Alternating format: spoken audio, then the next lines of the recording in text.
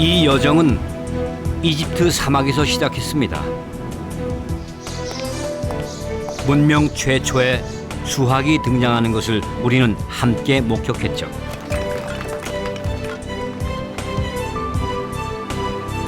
그로부터 2000년 후 그리스에서 수학은 새롭게 출발합니다. 인류는 논리로 대결을 합니다. 무기는 수학입니다. 수학은 그리스에서 정신을 갖춥니다. 이번 얘기는 동양의 한 나라에서 시작합니다.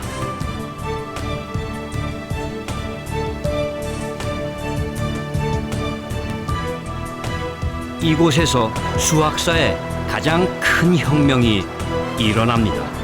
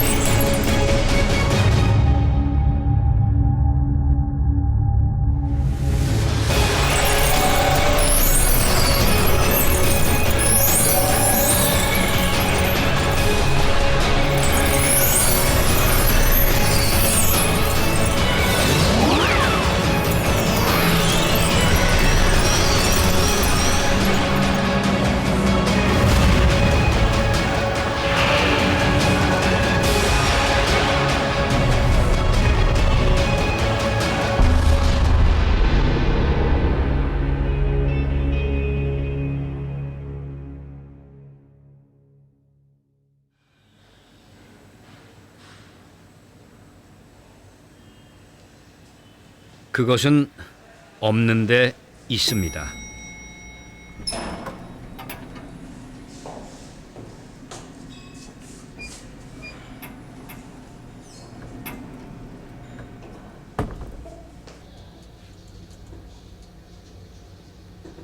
잘 생각해보면 없는 게 훨씬 더 자연스럽죠.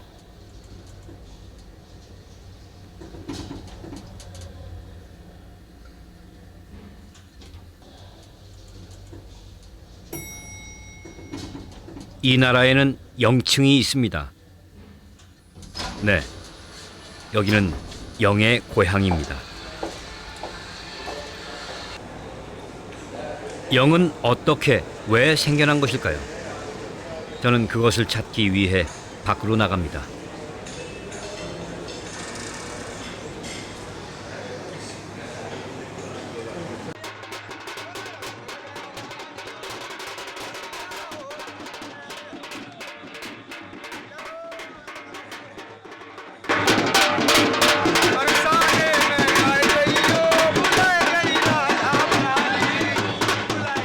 동네가 떠들썩합니다. 오늘 하루는 인도 저녁이 이렇게 소란합니다.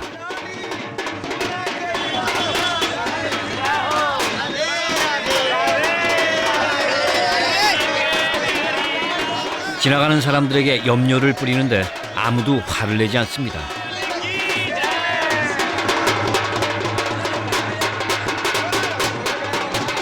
저도 피해갈 수가 없습니다.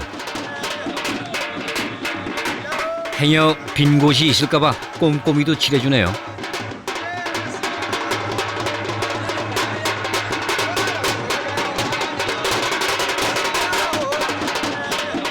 인도의 최고의 신 크리슈나의 얼굴은 푸른색입니다.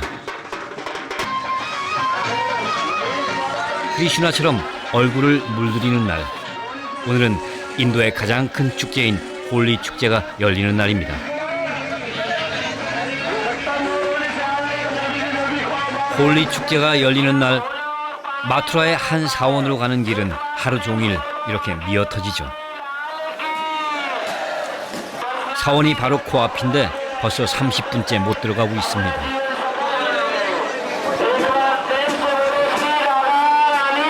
이 사원은 크리슈나 신이 태어난 곳입니다.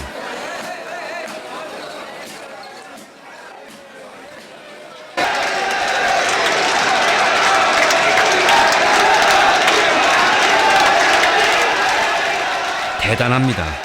이러고 3시간이 넘었습니다.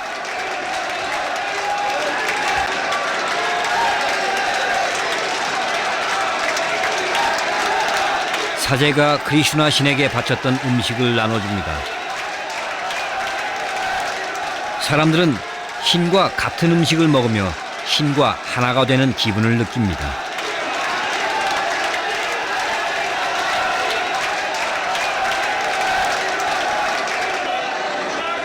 인도에서 신은 삶의 한가운데 있습니다.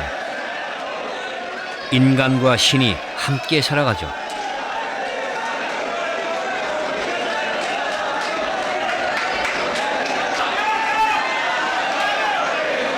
외부인들에겐 낯설고 생경합니다. 어째서 이 과학의 시대에 이런 믿음이 존재할까 신기하기도 합니다.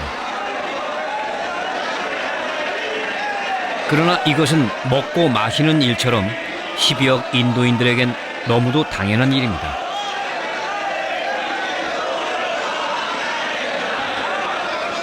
오늘은 겨울의 마지막 보름날, 이 축제로 인도의 봄은 시작됩니다.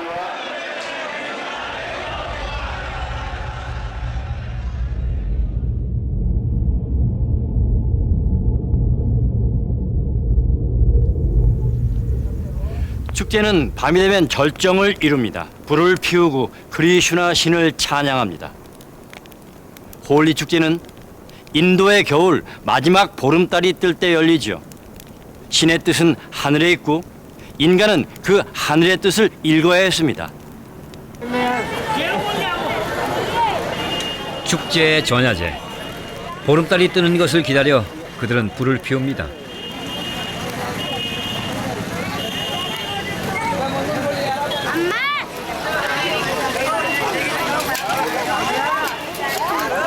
악의 상징인 홀리카 인형을 태우면서 사람들은 예고 없이 찾아드는 아군이 사라지길 소망합니다. 아이들은 어렸을 때부터 가까이에서 신을 보고 느낍니다. 선한 신을 섬기고 악한 신을 벌하는 일, 그것은 인도인의 삶으로 이어집니다.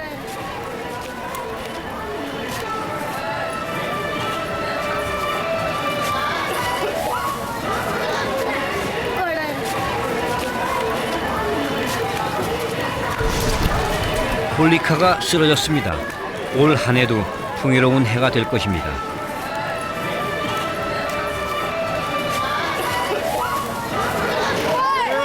일 년 365일 인도 어디선가는 축제가 열립니다. 신과의 소통. 그 축제일을 정하는 것이 인도 수학의 시작이었습니다.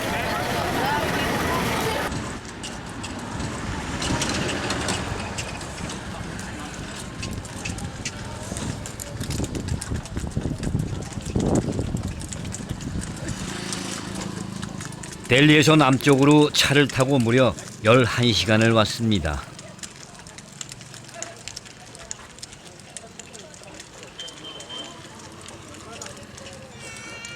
인도 중부에 위치한 우자이는 인도에서는 아주 작은 도시입니다. 하지만 서기 7세기 브라마굽타가 이곳의 천문관장으로 부임할 때 우자이는 지금의 모습하고는 많이 달랐습니다.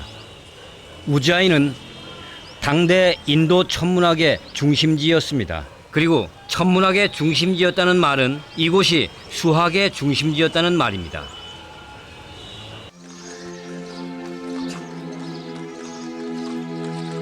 인도 북서쪽 라자흐스탄 빈말 출신인 브라마굽타도 먼 길을 돌아 여기 우자인에 도착했습니다.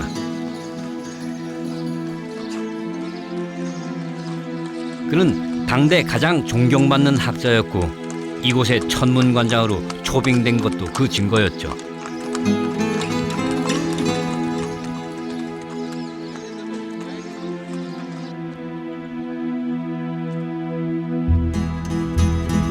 당시 인도의 천문학은 서양을 훨씬 앞지르고 있었습니다.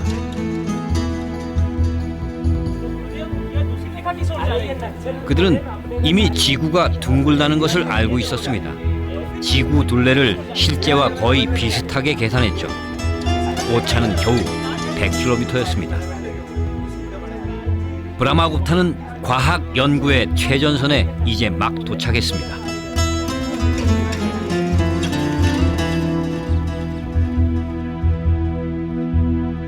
천문대의 실무자였지만 그는 사실 수학을 아주 사랑했습니다. 수학은 천문학의 보조수단에 불과했던 시절이죠. 우자인에서 브라마구프타는 수학 그 자체만을 위한 고민을 시작합니다.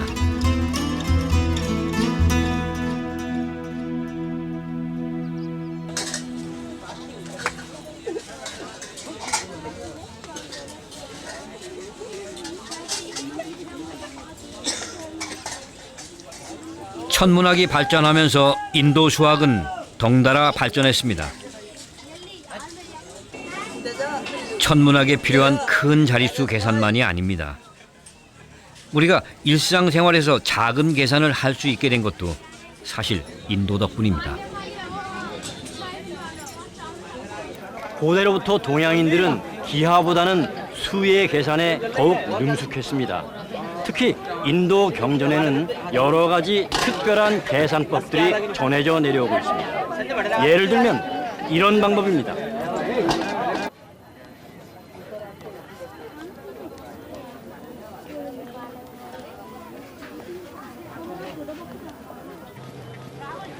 (94 곱하기 97) 이 문제를 인도인들은 이렇게 풀었습니다.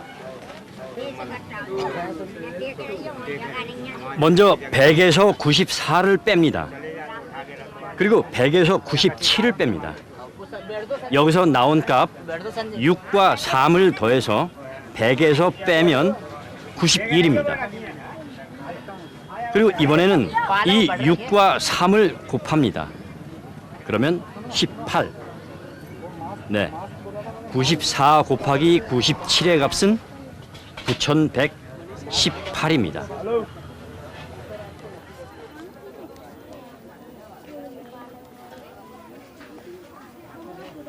인도 경전에는 이런 특별한 셈법이 여러 곳에 수록되어 있습니다. 그런데 인도 수학의 놀라운 힘은 이런 계산법들이 해와 달 그리고 별의 움직임을 관측할 때 발휘되었다는 것이죠. 하지의 태양은 우자인의 하늘 정 가운데를 지나갑니다. 우자인의 위도는 북위 23도, 북회기선입니다. 오늘날 그리니치 천문대처럼 인도인에게 우자인은 세계의 중심지였습니다. 1년의 길이도 실제와 겨우 몇 초 차이 나지 않게 측정했습니다. 그들은 천체를 관측하는 중요한 수학적 방법을 하나 더 알고 있었습니다. 바로 삼각법입니다.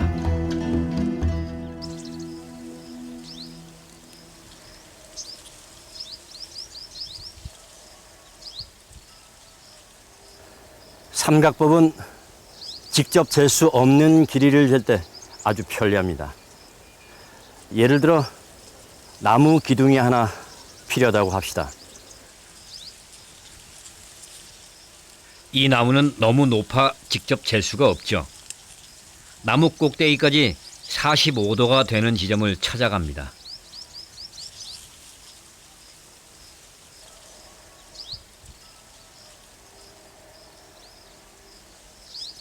여기는 너무 가깝습니다. 조금 더 가볼까요?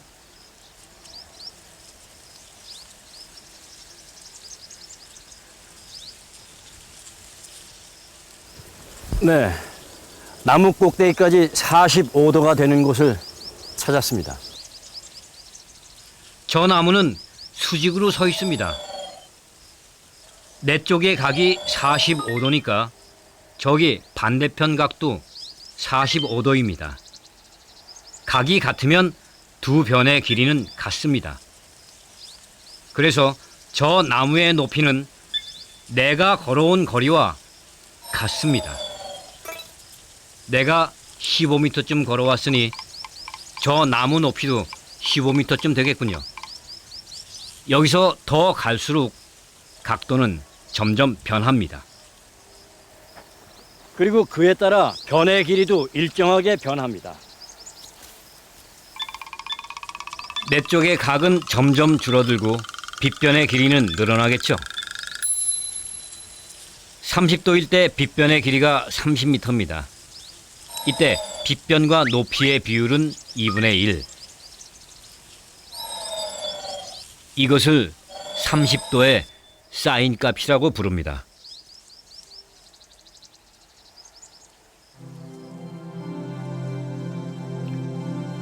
삼각법의 기본 개념은 고대 그리스 수학자 톨레미에서 시작됐습니다. 그러나 그리스는 특정한 각 몇 개만 알았죠.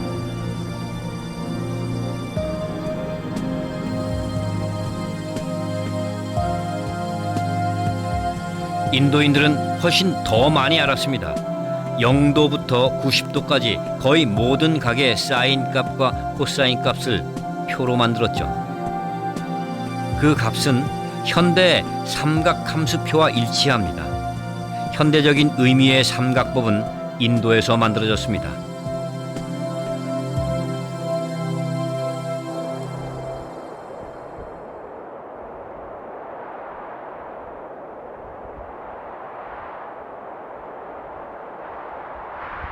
에베레스트. 이 산 정상에 오르기 100년 전 높이를 8,848m라고 잰 것도 삼각법을 이용해서였습니다. 인도인들은 삼각법을 이용해 더 먼 것을 쟀습니다. 바로 태양까지 거리입니다. 반달이 뜰 때 지구와 달과 태양은 직각을 이룹니다. 이때 지구와 태양의 각도는 89와 7분의 6도입니다.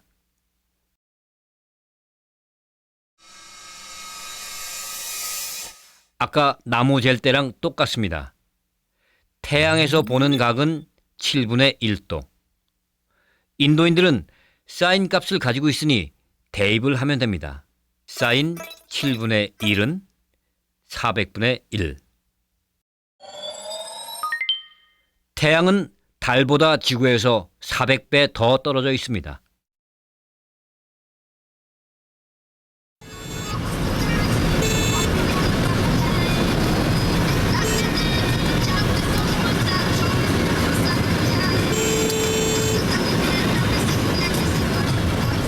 브라마굽타가 살던 때와 그다지 변한 게 없어 보이죠?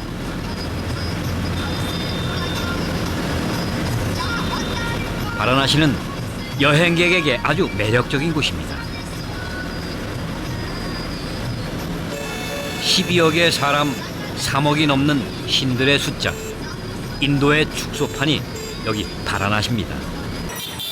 이 민족의 저력은 사실 이런 보이는 데서 찾을 수는 없습니다. 인도를 여행한 사람들은 이곳 바라나시를 찾기를 원합니다. 그리고 바라나시를 찾은 사람들이 꼭 들리는 곳이 이곳 드루가 사원입니다. 이 사원에는 아주 재밌는 문제 하나가 전해져 내려옵니다. 그것은 세상의 종말에 관한 문제입니다. 사원엔 기둥이 2개 있죠.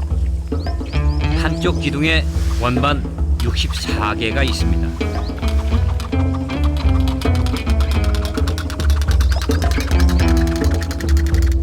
이것을 오른쪽 기둥으로 모두 옮기는 날 세상의 종말이 옵니다. 조건이 있습니다. 원반을 옮길 때 큰 것이 작은 것 위로 올라오면 안 됩니다. 그래서 보조로 사용할 수 있는 기둥이 있죠. 몇 번이면 64개의 원반을 모두 옮길 수 있을까요? 먼저 원반 하나부터 해볼까요? 원반 하나를 옮기는 데는 한 번이면 족합니다. 2개면 어떨까요?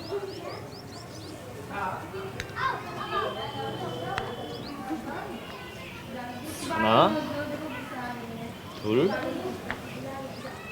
이건 규칙에 어긋나죠? 큰 원반이 위로 가면 안 됩니다. 한 번, 2번, 3번. 자, 이번엔 원반이 3개입니다. 원반이 3개일 때는 몇 번이 필요할까요? 1번, 2번, 3번, 4번, 5번, 6번, 7번. 3개는 7번 만에 옮겼습니다. 원반이 하나일 때는 1번, 둘일 때는 3번, 셋일 때는 7번. 이렇게 64개의 원반을 모두 해봐야 될까요? 아닙니다. 수학은 규칙을 찾는 겁니다. 원반이 하나일 때는 1번, 둘일 때는 3번, 셋일 때는 7번. 이 속엔 어떤 규칙이 숨어 있을까요?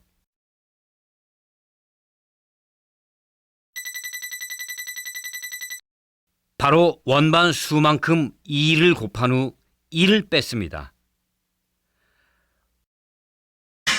원반이 4개라면 2를 4번 곱한 후 1번 빼면 되겠죠.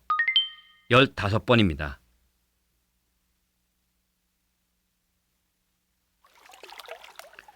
그렇다면 원반 64개는 2를 64번 곱한 후 2를 빼면 됩니다.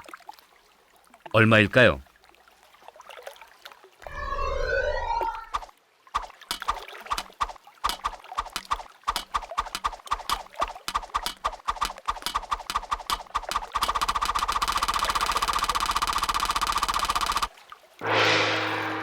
(1844경) 6744조 737억 955만 1615번입니다. 1초에 한 번씩 옮긴다 하더라도 5849억 년이 걸립니다.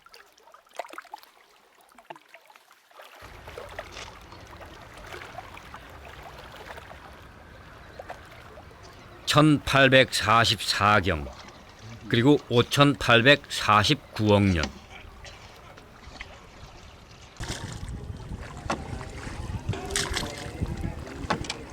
인도인들은 큰 수에 대한 그칠 줄 모르는 갈망이 있었습니다.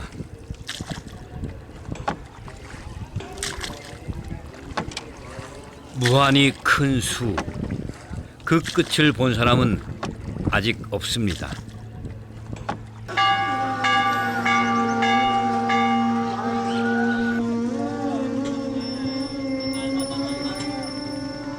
큰 수는 영원에 대한 갈망입니다.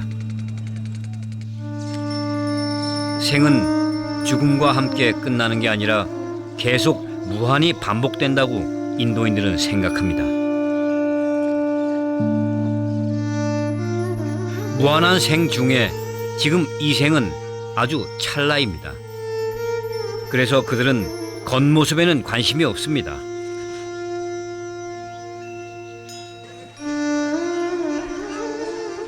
살면서 한 번은 이 강물에 몸을 씻어야 한다고 생각하는 인도인. 영혼을 돌보는 일에 그들은 생을 겁니다.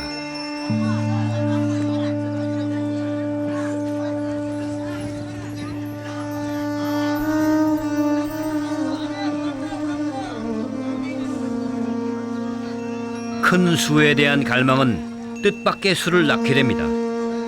위대한 수죠.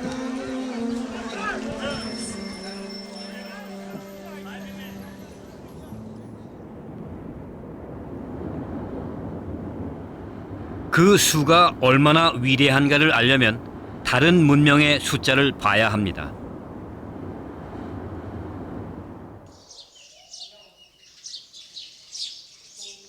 우리는 인류 역사상 가장 오래된 숫자 중 하나가 이 땅에서 생긴 걸 압니다. 그들은 아름다운 상형 문자로 숫자를 표현했죠. 새로운 사물이 생기면 문자를 만들어 붙이듯 숫자도 그렇게 했습니다.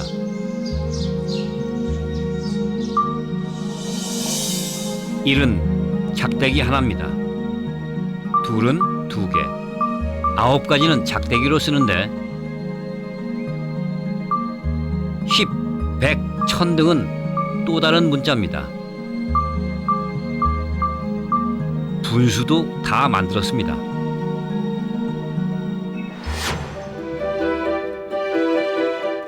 그보다 몇천 년 후에 생긴 로마 문명도 별반 다를 게 없습니다. 로마 숫자는 오히려 더 복잡해집니다. 이게 숫자입니다. 1828을 이렇게 썼죠. 로마 문명은 5단위로 숫자를 만들었는데요. 1, 5, 10, 50, 100, 500, 1000. 필요한 숫자가 생기면 그때마다 만들어서 썼습니다. 메소포타미아의 숫자, 마야 문명의 숫자, 심지어 음수가 있었던 중국의 숫자도 그랬습니다. 새로운 문자를 만들어 썼죠.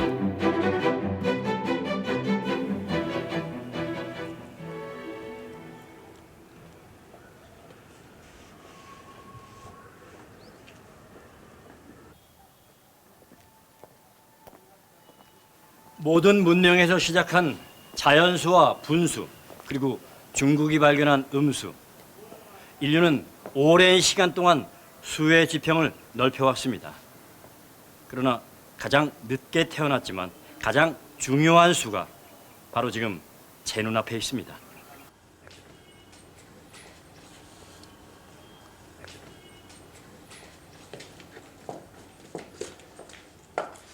약 1200년 전에 지어진 사원입니다. 관리오르 성 수백 개 사원 중에 여기만 자물쇠가 채워져 있습니다.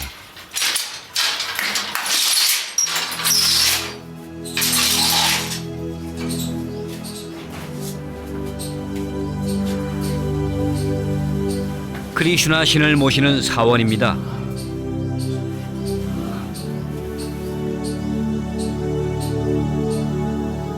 여기 벽에 제가 찾는 것이 있는데요.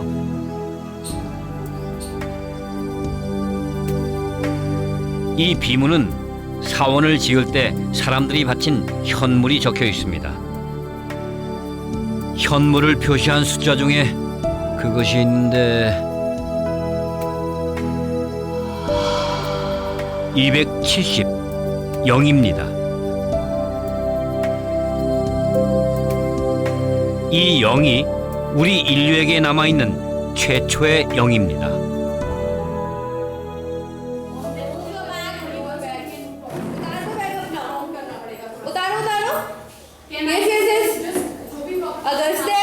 여기서 잠시 기억을 더듬어 볼까요? 옌 7살 때 우리는 숫자를 배웁니다. 수학의 역사와 인간의 발달사는 닮았습니다. 수학의 역사 초기에 숫자가 생긴 것처럼 우리는 유년기에 숫자를 배우죠. 이 아이에게 232를 써보라고 시켰습니다. Like this.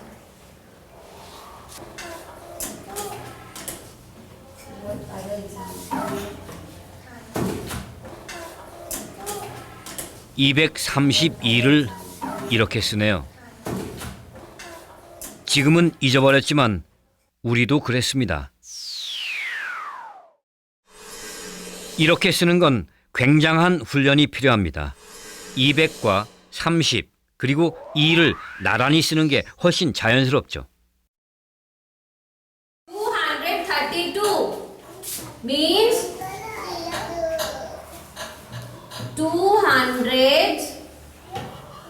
30, 200. 앞에 2와 뒤에 2가 똑같이 생겼는데 다르다니 어렵습니다.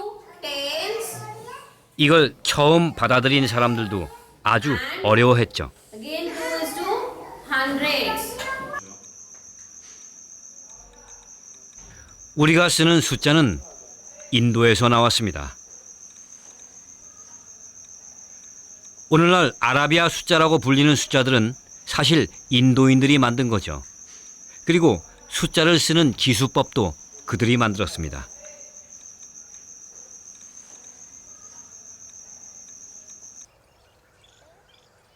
브라마굽타는 이런 수체계가 존재하는 나라에서 수학을 했습니다.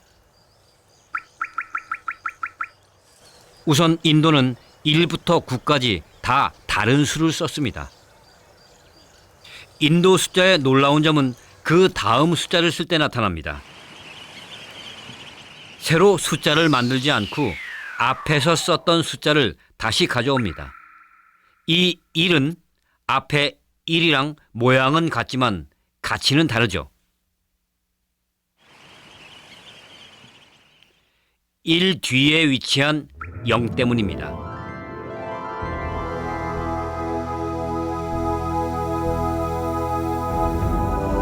이제 뒤에 0만 표시하면 숫자는 무한대로 뻗어갑니다. 이것은 수의 혁명을 가져왔습니다.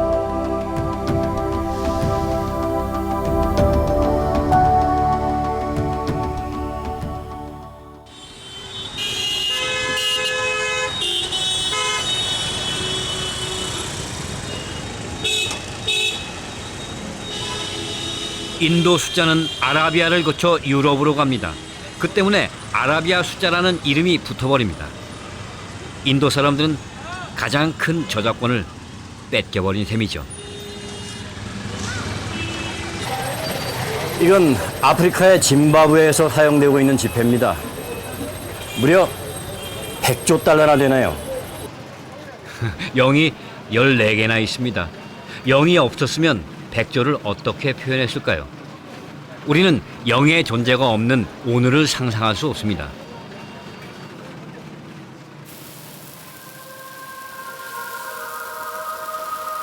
모래알같이 많다. 이제 우리는 그 말을 수로 바꿀 수 있습니다. 이 모래 알갱이들, 혈액 속의 적혈구, 하늘의 별들. 이 숫자를 가지고 나서야 우리는 더 거대한 곳으로 다가갈 수 있게 됐죠.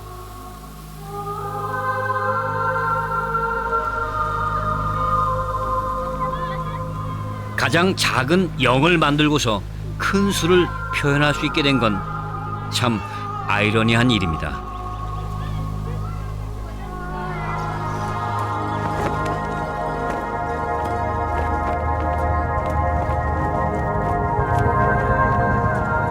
영은 없음입니다. 없는데 영으로 표현합니다. 공허를 없는 게 아니라 있는 것으로 본 민족이 만든 수, 그것이 영입니다.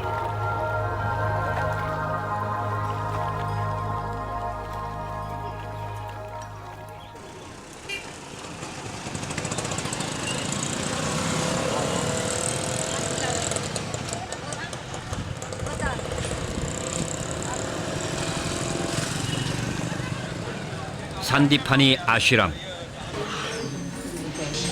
이 사원에서 브라마굽타는 제자들과 토론하고 함께 연구도 했습니다.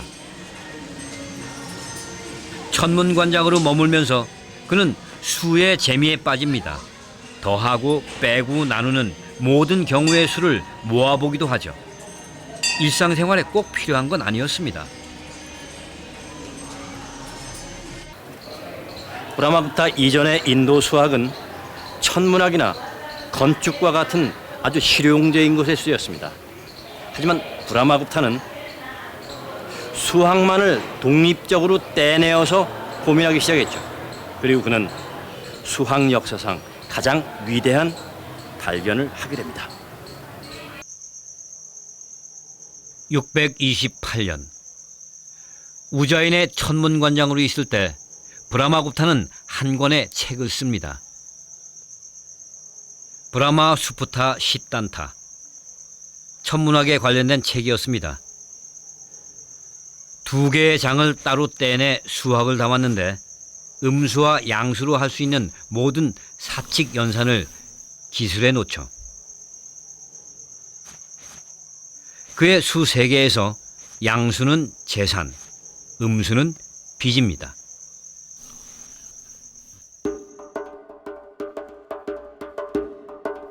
재산은 파란색, 빚은 갈색 바구니라고 합시다.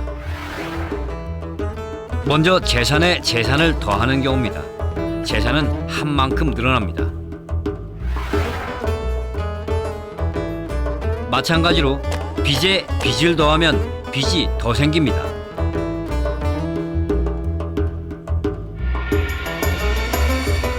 재산과 빚을 합치면 어떨까요? 재산이 더 많다면 그 차이가 생깁니다. 재산과 빚의 양이 같으면 어떻게 될까요? 아무것도 없습니다. 브라마굽타 이전의 모든 수학자들은 여기에서 끝을 냈죠. 그런데 브라마굽타는 0을 넣었습니다. 이것으로 0이 수학 안으로 들어오게 됩니다. तो गुरुदेव यह दूसरी रेखा किस ओर जा रही है? नक्षत्र को है नापने का कार्य करती है यहाँ से। ये वाली रेखा किस ओर जा रही है? 0을 계산해 넣은 최초의 수학자가 바로 브라마굽타입니다. 사람들은 0이 들어간 수식이 이해가 안 됩니다. 더하거나 빼봤자 변화가 없는 0을 굳이 계산할 필요가 없다고 생각했죠. तो फिर यह सफेद पत्ते किस ओर जाना है?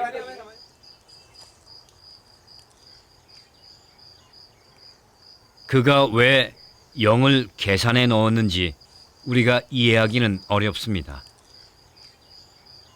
일상생활에 직접 쓰이는 것보다 사물의 뒤에 숨어있는 원리를 찾는 것. 그는 수학의 본질을 잘 알았습니다.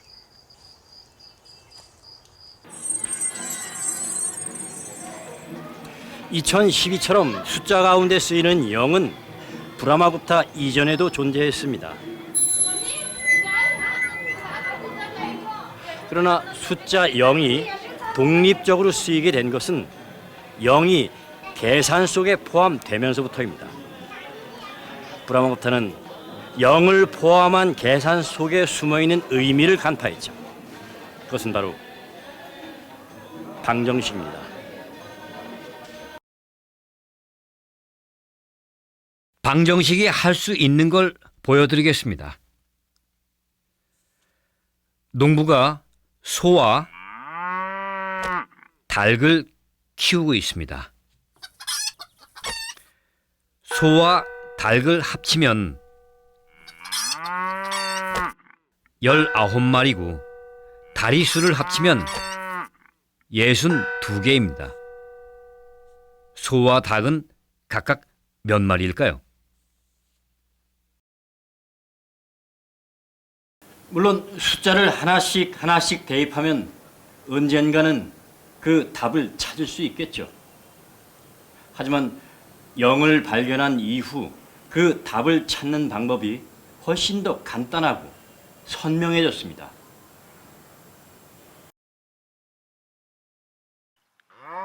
소와 닭을 합쳐 19마리, 소다리 4개, 닭다리 2개, 합쳐서 모두 62. 소와 닭을 X와 Y로 바꿉니다.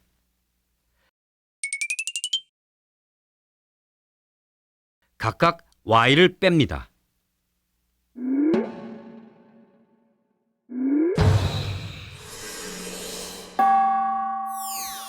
(0입니다) 0이 없었다면 더 이상 계산을 진행할 수 없습니다.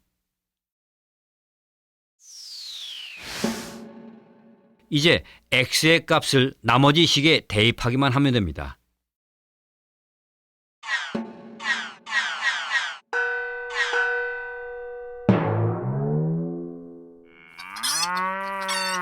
소 12마리, 닭 7마리.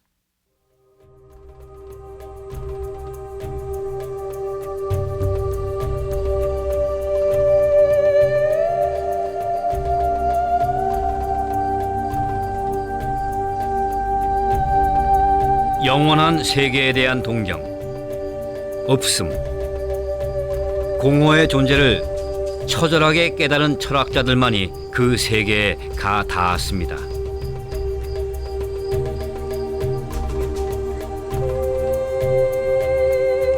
그 깨달음을 인간의 언어로 표현한 것, 그것이 수학입니다.